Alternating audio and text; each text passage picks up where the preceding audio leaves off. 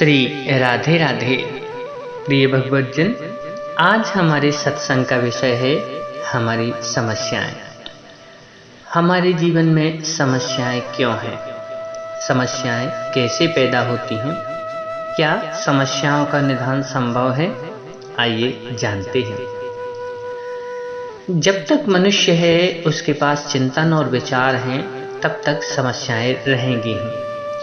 अगर आप नज़र उठाकर देखेंगे तो पाएंगे कि आपके आसपास लगभग हर कोई, और कदाचित आप भी, हर दिन हर घड़ी किसी न किसी समस्या से जूझ रहे हैं। जिंदगी बहुत कठिन है। अधिकांश लोग इस सत्य को नहीं देख पाते या देखना भी नहीं चाहते, परंतु इसके बदले वे संताप करते रहते हैं कि उनकी जिंदगी में समस्याएं ही समस्याएं हैं। वे समस्याओं की विकरालता, उनके बोझ की ही शिकायत करते रहते हैं। परिवार में, मित्रों में इसी बात का रोना रोते रहते हैं कि उनकी समस्याएं कितनी कठिन, कितनी दुखदायक हैं, और उनकी दृष्टि में ये समस्याएं ना होती तो उनका जीवन सुखद व आसान होता। उनके लिए ये समस्याएं उनकी अपनी करनी का फल नहीं, बल्कि उन पर औरों द्वारा थोपे गए अभिशाप हैं। समस्याओं में छिपे दर्द से बचने के लिए अधिकांश लोग उन समस्याओं से कतराने की कोशिश करते हैं। उन्हें भूलने के लिए शराब, सिगरेट, नींद की गोलियों आदि का सहारा भी लेने लगते हैं। क्या ये उचित है? क्या इससे समस्या का समाधान हो जाएगा? नहीं। असल में हमारे जीवन में इतनी समस्याएं होती ही इसलिए हैं कि हम उनको अपनी गलतियों का परिणाम ना मानकर दूसरों को इनका कारण मानते हैं।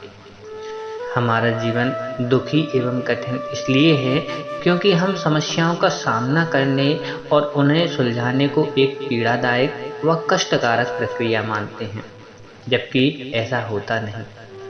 समस्याएं हैं तो उनका समाधान भी होता है। समस्याओं को आप किस नज़रिए से देखते हैं, उसी आधार पर उनके समाधान भी सरल या जटिल प्रतीत होते हैं। हमारे जीवन में समय के साथ साथ हमारी अपरिपक्वता व अक्षमताएं ही समस्याओं का रूप ले लेती हैं।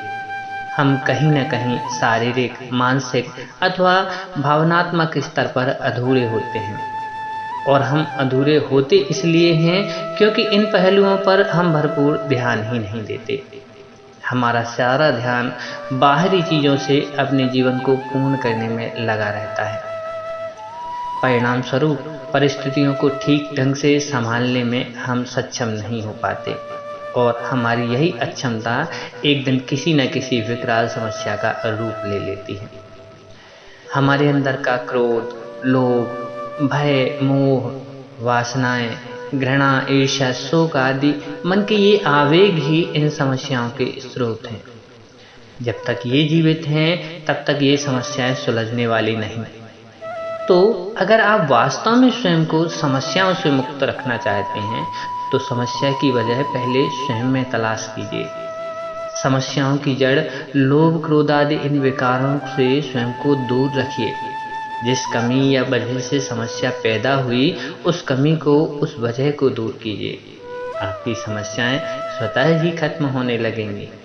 अनुभव करके देखिए। एक बार प्रेम से बोलिए, श्री राधे राधे।